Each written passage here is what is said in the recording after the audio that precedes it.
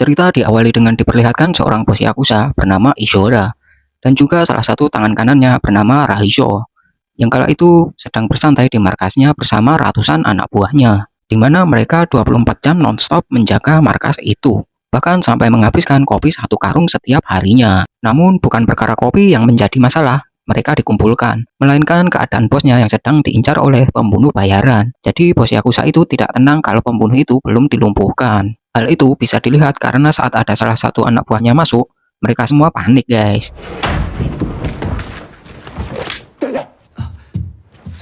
Padahal anak buahnya hanya mengantar wanita yang sudah diorder bosnya di aplikasi Ijo. Setelah bosnya melihat wanita itu, dia pun sampai melongo karena sudah lama tak melihat serapi pandan. Yang lalu dia menyuruh semua anak buahnya berjaga di luar. Kemudian bos Yakuza itu pemanasan sambil lari di tempat sebelum berperang. Namun baru juga masuk intro, ternyata momen itu juga dimanfaatkan oleh si pembunuh bayaran yang kala itu berhasil menyelinap. Setelah mendengar teriakan, mereka semua pun masuk dan menemukan bos mereka yang sudah terkapar dengan kondisi kelapanya yang terlepas guys. Jelas saja hal itu membuat mereka semua marah. Kemudian Raisho bertanya kepada wanita itu, yang lalu menunjukkan kemana pembunuh itu berada. Kemudian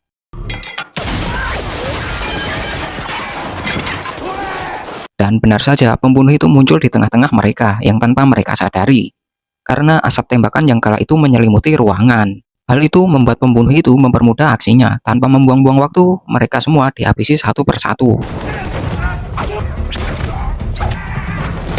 Setelah selesai dengan pasukan Kroco, kini tinggal Raisho yang harus menghadapinya. Tapi di sana pembunuh itu tak sengaja menembak wanita itu setelah Raisho menghindarinya. Di saat pembunuh itu melihat wanita itu dengan rasa bersalahnya, Raisho memanfaatkan momen itu untuk menghabisi pembunuh bayaran itu, yang membuatnya langsung terkapar. Raisho yang penasaran pun membuka topeng pembunuh itu, dan alangkah terkejutnya setelah mengetahui ternyata dia seorang wanita. Tak lama listrik pun padam, bukan karena kehabisan token atau nunggak bayar listrik, melainkan memang sudah disabotase oleh seseorang. Ternyata pembunuh bayaran itu tak sendirian, dia juga bersama rekannya yang tak kalah brutalnya, di mana dia langsung menghabisi sisa anak buah Yakuza di sana. Bahkan dia juga sempat membuka topengnya dan melihat Raisho yang ingin kabur. Kemudian setelah selesai dengan pasukan Yakuza, dia lalu menghampiri rekannya yang terkapar, kemudian menyadarkannya yang ternyata hanya pingsan saja. Dalam perjalanan pulang, si pembunuh pertama yang bernama Santi bercerita dirinya sangat menyesal karena menembak orang yang tak bersalah.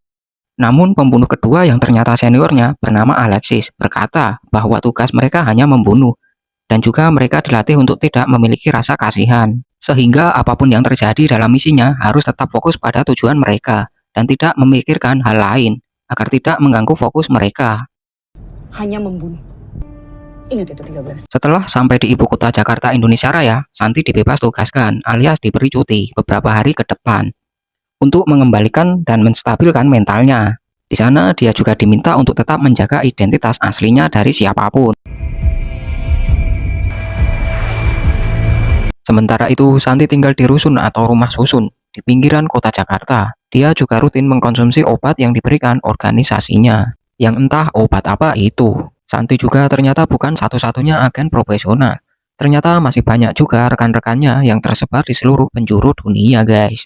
Tak kalah pentingnya, ternyata obat yang dia konsumsi adalah semacam pil pencuci otak, di mana dia dibuat lupa dengan dirinya sendiri, bahkan dengan namanya sendiri sekalipun.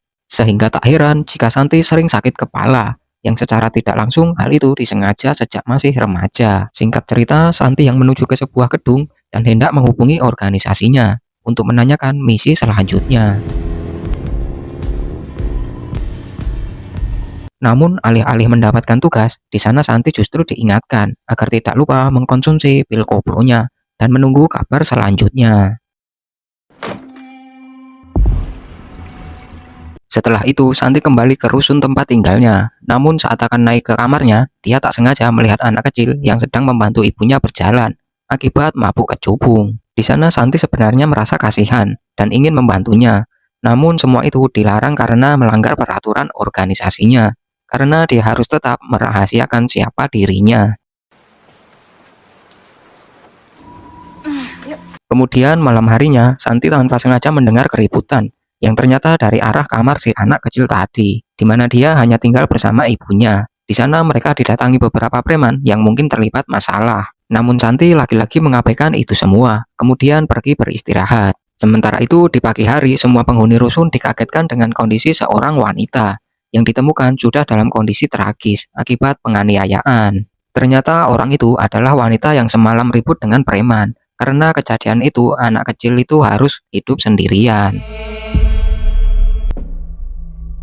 Adegan berlanjut ketika Santi sedang makan bakso di warung. Secara tiba-tiba anak kecil itu yang ternyata bernama Simonji datang. Lalu dia meminta sisa makanan Santi yang kala itu tidak habis. Dari situlah Santi mulai bertanya-tanya dan mulai akrab. Santi juga bertanya mengenai masalah yang mereka hadapi, hingga menyebabkan ibunya meninggal. Ternyata kematian ibu Simonji ada hubungannya dengan orang yang bernama Haga.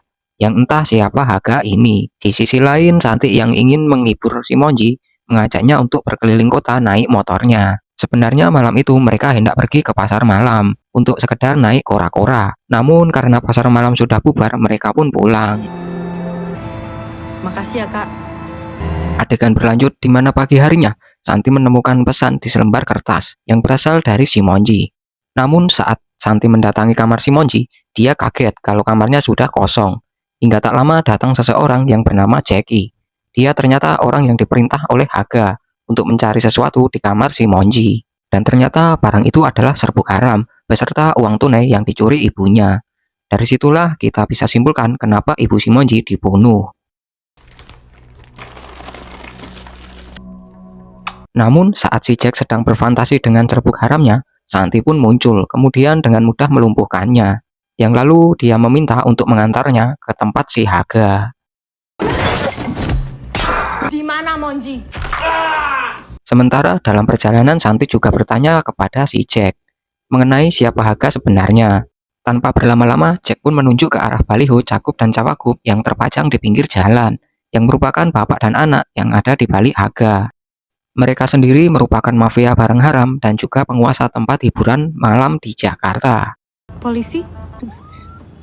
Ini Jakarta, Neng. Dan mengejutkannya bukan hanya pejabat dan Haga saja yang terlibat. Seorang kepala polisi yang bernama Pras juga terlibat. Bahkan dia juga akrab dengan Aril yang tidak lain adalah anak calon gubernur di baliho tersebut. Sehingga ya sudah tidak diragukan lagi kalau banyak terjadi kejahatan yang tidak terungkap. Kita kemana? Haga sama kembarannya noh. Sesampainya di salah satu tempat hiburan malam milik Haga, Santi langsung dipertemukan dengan adik Haga yang bernama Soriah. Di mana Soriah ini merupakan wanita sadis, kejam, dan tak segan-segan melakukan kejahatan karena mereka hanya mementingkan uang dalam hidupnya. Di sana Santi dan Jack berkata ada informasi penting. Mendengar itu Soriah mengajak Jack untuk memberitahu Haga. Sorry ya, maaf. Bos Haga di mana ya? Awas kalau infonya nggak penting. Tanpa berlama-lama, Jack dan Soriah datang menemui Haga, di mana saat itu Haga sedang berkebun dengan seorang petani wanitanya. Sementara itu, Jack juga melaporkan bahwa dia sudah mendapatkan barang yang dicuri ibu Simonji. Tapi Haga juga sempat marah karena Jack memakai serbuk itu tanpa izin. Lo pakai barang gua? Kagak bos, itu emang mau gua kasih kalau lu. Saat Haga akan mengajar Jack, Soriah bilang kalau Jack membawa petani wanita untuknya. Di sisi lain, Santi yang menunggu di ruang pengawas, dia segera memeriksa rekaman CCTV. Dia menemukan satu rekaman di mana Simonji pernah dibawa ke sana. Sehingga Santi yang emosi tanpa permisi masuk ke ruangan Haga, lalu menghajar Soriah sampai terkapar. Kemudian berlanjut duel dengan Haga. Sementara Jack harus terkapar karena disikat Haga yang tidak lain bosnya sendiri. Di sana Santi kewalahan duel dengan Haga karena Haga ternyata jago bela diri. Namun di tengah-tengah pergelutan Santi dan Haga, tiba-tiba Soriah bangun lalu mengambil senapan. Entah apa yang ada di pikiran Soriah kala itu, dia malah menembak Haga yang merupakan kakaknya sendiri. Setelah itu, Soriah pergi dan memanggil penjaga untuk mengurus Santi dan Jack. Sementara Santi menyuruh Jack membawa wanita yang kala itu ada di ruangan Haga. Benar saja, saat mereka akan kabur, para penjaga sudah siap menghadang mereka dan terjadilah baku hantam. Namun tak butuh waktu lama bagi Santi untuk menghabisi mereka, ya karena memang sudah terbiasa dan juga sudah menjadi pekerjaannya. Selesai dengan para penjaga, Santi kembali mencari Soriah. sehingga membuat suasana di sana menjadi ricuh. Namun saat sedang asik baku hantam, tiba-tiba terdengar sirine mobil polisi. Keributan pun langsung bubar. Sementara Santi dan Jack juga melarikan diri. Sedangkan wanita Elsie itu ditinggal di pinggir jalan oleh si Jack. Kemudian mereka pergi dari tempat itu.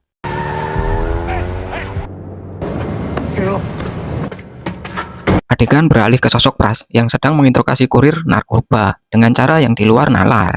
Tapi tak lama ponselnya berdering, di mana saat itu dia mendapat kabar bahwa Haga temannya tewas terbunuh. Dia pun langsung menuju ke TKP, di mana Haga sahabat dekatnya sudah terkapar tak bernyawa. Sehingga Pras pun langsung menghubungi Ariel untuk memberi tahunya. Dan inilah sosok Ariel dan bapaknya. Penampilannya terlihat sangat berbeda dengan yang ada di foto baliho. Pakai peci dengan tangan posisi salam dan sedikit kata bijak mensejahterakan rakyat. Namun faktanya Ariel dan bapaknya adalah sosok yang sangat kejam, jahat, suka korupsi, tidak manusiawi, bahkan biaya kampanye yang mereka gunakan adalah hasil bisnis barang haram mereka. Selesaikan semuanya. Ariel yang stres dengan pekerjaannya sebagai politikus muda, dia mempunyai kebiasaan yang sangat-sangat membagongkan, di mana dia mempunyai ruangan bawah tanah di rumahnya yang berisi wanita-wanita random yang dia adopsi dari tempat hiburan malam. Namun kali ini berbeda, di mana sosok si Monji lah yang menjadi sasaran.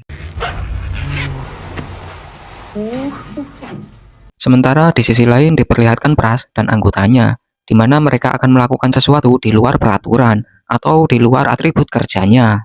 Dengan berpenampilan layaknya pesta Halloween, mereka mendatangi tempat tinggal Jack bersama neneknya untuk mencari tahu siapa sebenarnya wanita yang kala itu bersamanya.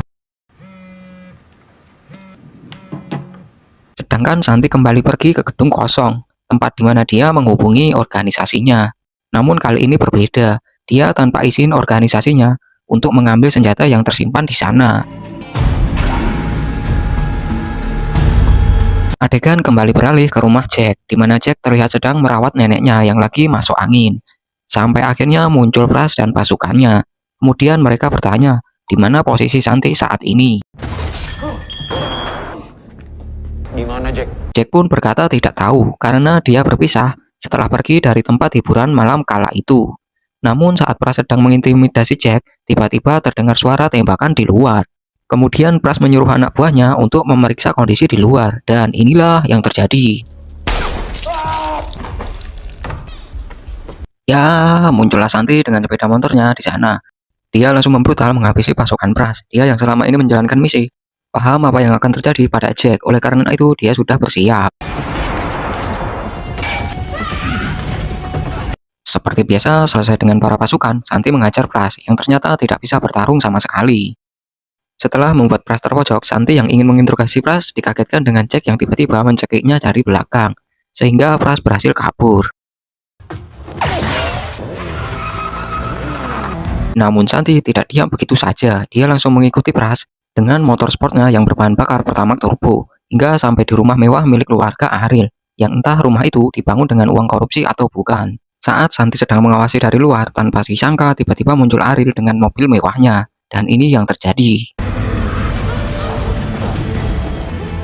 Setelah itu, Pras yang masih emosi dengan Santi, dia berniat membunuhnya. Namun Ariel menghalanginya karena dia mau memberitahu bapaknya dulu.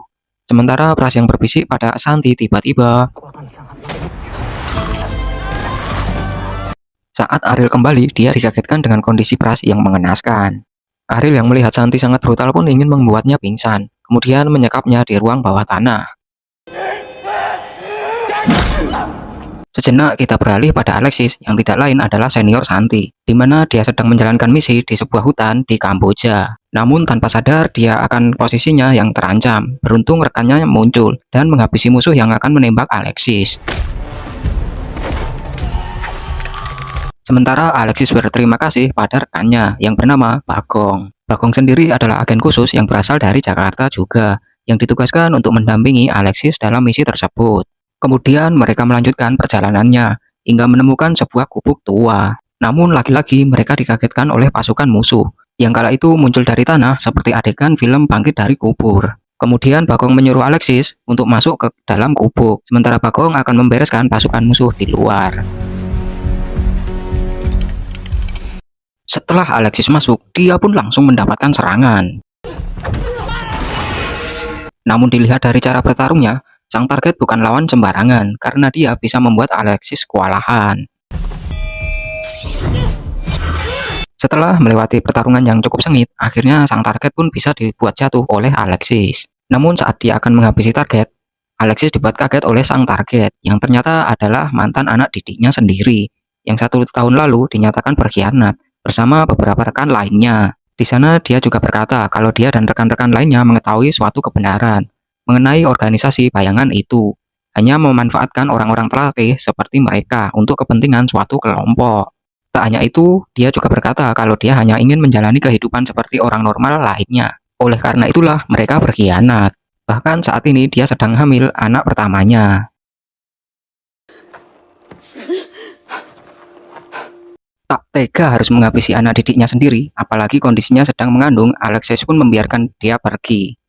Namun sayang sekali saat akan keluar, ternyata di depan pintu sudah ada Bagong yang langsung menghabisinya dengan cara yang sadis.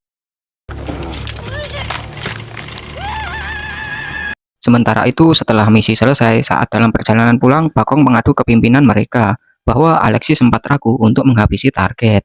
Tak hanya itu, pimpinan mereka justru juga mengirimkan kekacauan di Jakarta yang disebabkan oleh Santi, hingga Alexis harus bertanggung jawab atas semua itu.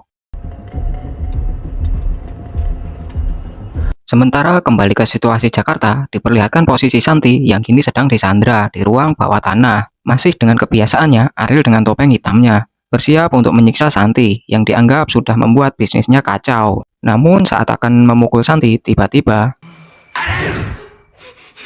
sosok ayah Ariel yang muncul langsung memarahinya karena dianggap tidak becus menyelesaikan masalah, yang menyebabkan Haga dan Pras mati. Padahal mereka masih membutuhkan biaya yang cukup banyak untuk melakukan kampanye.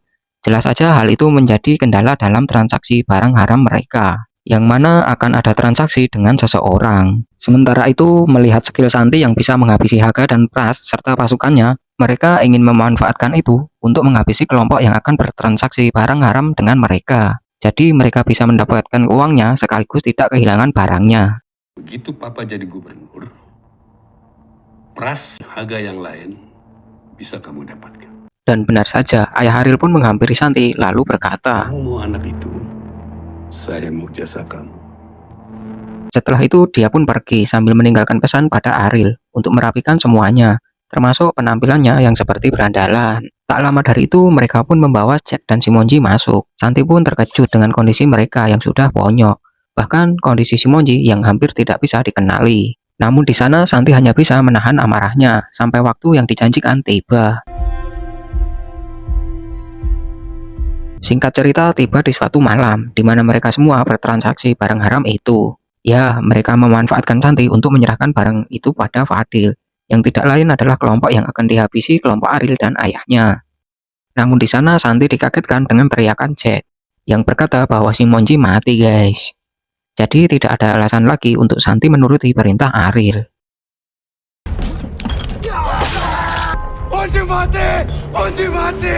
Fadil yang kala itu menyadari kalau Ariel dan bapaknya merencanakan suatu hal, dia pun langsung mengarahkan pasukannya untuk menyerang, sehingga terjadilah peperangan antara dua kelompok tersebut. Dalam peperangan itu, pasukan Fadil yang juga sudah bersiap dengan pengawalan senjata serbu berhasil menjatuhkan orang yang paling berkuasa, yang tidak lain adalah ayah Ariel.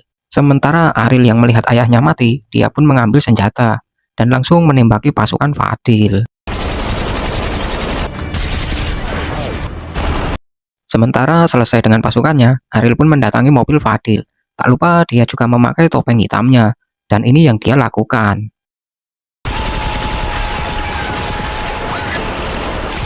Tak sampai di situ, Ariel pun juga mencari Santi untuk melampiaskan kemarahannya. Benar saja, Santi pun muncul dengan mengendarai mobil, yang kemudian dia menabrak Soriah di sana. Jelas saja, pasukan Ariel yang melihat itu langsung menghujani tembakan ke arah Santi.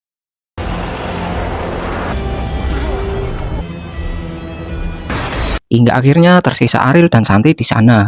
Mereka yang sama-sama diselimuti amarah tanpa berlama-lama langsung bergelut.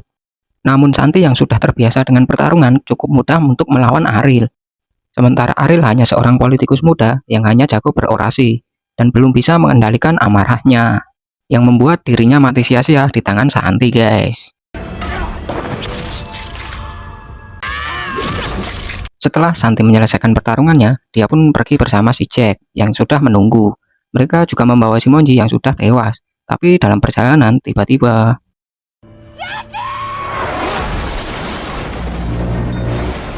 ternyata itu semua adalah perbuatan Alexis senior Santi dan juga pimpinannya sebagai hukuman atas kekacauan yang dia lakukan, yang kemudian mereka disekap dan akan dieksekusi. Namun saat Alexis bersiap akan mengeksekusi Santi, tiba-tiba Jack mendorongnya yang membuat dia terjatuh. Lalu dia menyuruh Santi lari dari sana. Tapi karena hal itu, Jack harus tewas dengan tembakan dari pimpinan tersebut. Setelahnya, pimpinan itu menyuruh Bagong untuk mengejar Santi yang berhasil kabur. Dan terjadilah pertarungan antara agen rahasia di sana. Lagi-lagi tak butuh waktu lama bagi Santi untuk melumpuhkan Bagong. Hingga akhirnya Alexis sang senior pun harus turun tangan juga. Tanpa harus berlama-lama, mereka yang sempat kejar-kejaran di sebuah kabin pesawat yang mangkrak, dan terjadilah pertarungan yang sengit antara mereka. Setelah cukup lama bertarung, Santi yang sudah kehabisan tenaga berhasil tumbang oleh seniornya, guys. Kemudian Alexis juga melempar bom ninja ke arah Santi, sehingga membuat Santi sekarat. Alexis pun langsung menghampirinya, lalu berniat akan menghabisinya. Alexis yang melihat kondisi Santi sedikit ragu untuk melakukannya. Hingga saat dia menatap Santi, tiba-tiba muncul pimpinan mereka yang sudah bersiap akan menembak ke arah mereka. Dan inilah yang terjadi.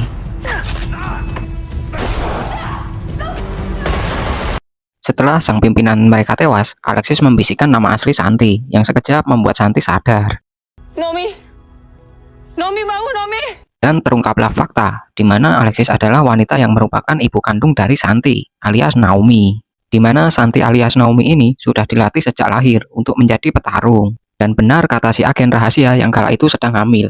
Ingat kan saat adegan di hutan Kamboja, guys, organisasi bayangan hanya memanfaatkan mereka untuk menjalankan perintah dari seseorang, untuk kepentingan seseorang, dan hanya menguntungkan seseorang pula. Dan mereka sendiri hanya bisa hidup dalam situasi rahasia, tidak seperti kehidupan orang-orang pada umumnya. Sementara adegan berlanjut, di mana kita diperlihatkan Santi alias Naomi, yang mana dia sedang menguburkan jasad si Monji dan juga ibunya, yang sebelumnya terkena tembakan dari pimpinan mereka. Namun tak lama datang Aminah, yaitu agen pemula atau anggota baru, yang menghampiri Santi dan hendak menghabisinya. Di mana jika dia berhasil menghabisinya, maka posisinya akan naik menggantikan Santi. Santi yang tidak membawa senjata pun terpojok, dan inilah yang terjadi. 13.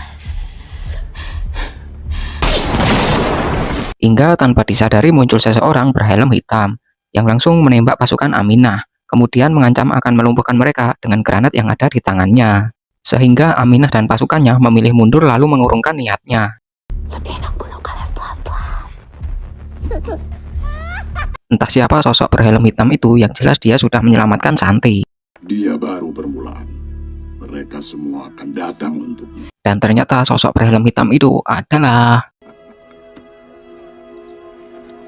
Ya, dan inilah orangnya. Tahu kan nama aslinya? Tapi di sini dia kita sebut Master Burhan, yang tidak lain adalah agen senior di atas posisi ibunya Santi, guys. Sama seperti agen rahasia yang berkhianat lainnya, karena sudah mengetahui kebusukan organisasi bayangan. Di sini Master Burhan mengajak Santi untuk bergabung, sekaligus menjadi ending film ini, guys.